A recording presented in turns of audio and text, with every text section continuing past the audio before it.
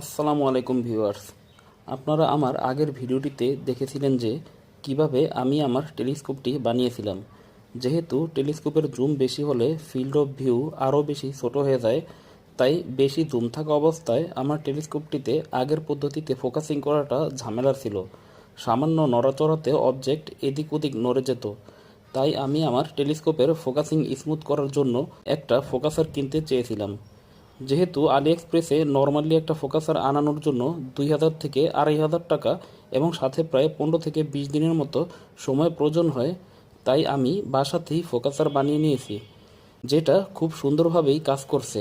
এজন্য জিনিসটা আপনাদের সাথে শেয়ার করলাম, যাতে প্রয়োজনে আপনারাও এমন কিছু বানাতে আমার বানানো পদ্ধতি ফলো করতে পারেন বা এটা থেকে হেল্প নিতে পারেন। যাই হোক, এবার আসি আমার ফোকাসার কিভাবে তৈরি করেছি এই ব্যাপারে। প্রথমেই প্রয়োজনীয় র ম্যাটেরিয়ালগুলো দেখে নেওয়া যাক। এজন্য প্রয়োজন হবে দুটো পাইপ, যেটা একটা পাইপ আরেকটা পাইপের ভিতর দিয়ে আসা যাওয়া করতে পারে। সামান্য টাইট হলেও সমস্যা নেই। আর একটা জিনিস খেয়াল রাখতে হবে, যেই পাইপটি সামনে পিছনে আপ ডাউন করবে সেটার সাথে যেন ডায়াগোনাল মিরর ঠিকঠাক লাগানো যায়। তারপরে লাগবে প্রিমিয়াম র্যাক। এজন্য আমি ব্যবহার করেছি তার আটকানোর কেবলটাই আর ছোট বাচ্চাদের খেলনা গাড়ির চাকা। এবার পাইপগুলো ঠিকঠাকভাবে কাটার জন্য লাগবে একটা হ্যাক্সো ব্লেড এবং প্রান্তগুলো স্মুথ করার জন্য লাগবে একটি এন্টি কাটার ব্লেড।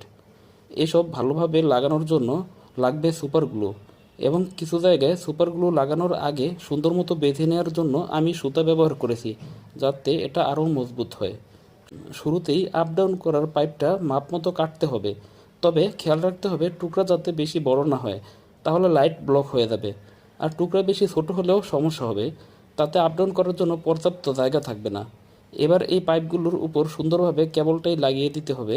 আমি এই ক্ষেত্রে সুপারগুলো লাগানোর পরেও দুই দিকে বেঁধে নিয়েছি, যাতে ছুটে যাওয়ার কোনো সম্ভাবনা না থাকে। এবার উপরে মোটা পাইপটা একদিকে কিছুটা কেটে নিতে হবে, যেটা এমনভাবে কাটতে হবে যে কেবলটাই সহ ভিতরের পাইপ যাতে সহজেই সামনে পিছনে যেতে পারে। আমি কাজের সুবিধার্থে এখানে পাতলা পাইপ ব্যবহার করেছি এবং দুইটা পাইপ ব্যবহার করেছি কেবলটাই থেকে থিকনেস বাড়ানোর জন্য। এবার এটা লাগিয়ে আরেকটা পাইপ নিতে হবে। এটার পিছন পাশে একটা স্কোয়ার ছিদ্র রাখতে হবে, যেখানে কেবলটাই সহ পাইপটিকে পিনিয়ম দিয়ে সামনে পিছনে নড়ানো যাবে। এবার এটাকে সুন্দরভাবে সুপারগুলো দিয়ে লাগাতে হবে। লাগানোর সময় খেয়াল রাখতে হবে যাতে বেশি লুজ না হয়, তাহলে ফোকাসের সময় নড়াচড়া করবে। এবার একটি প্লাস্টিকের পাইপ সাবধানে ছিদ্র করে তাতে পিনিয়াম সহ চাকাটা লাগাতে হবে।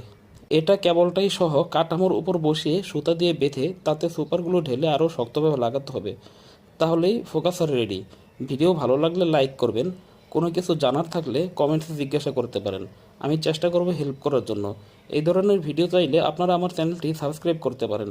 যদিও ব্যস্ততার কারণে আমি রেগুলার ভিডিও দিতে পারি না, তবে আশা করি সাথে থাকলে ভবিষ্যতে ইনশাল্লাহ স্পেশাল কিছু পাবেন। ধন্যবাদ।